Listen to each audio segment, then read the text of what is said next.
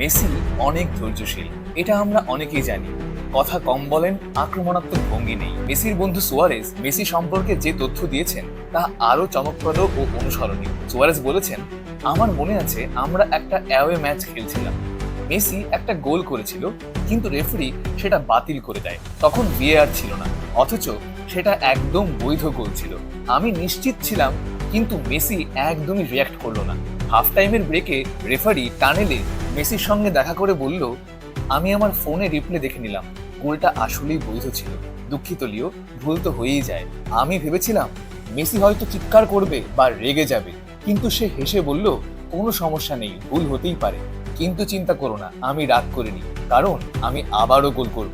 আমরা মাঠে ঢুকলাম আর 5 মিনিটও যায়নি, মেসি আবার গোল করলো। সে উদযাপন করলো, রেফারির দিকে তাকিয়ে বলল, এবার বৈধ গোল তো, এবার তো ভুল করনি। এরপর সে আরো একটা গোল করলো। ম্যাচ শেষে আমরা রেফারিদের শুভেচ্ছা জানাতে গেলাম।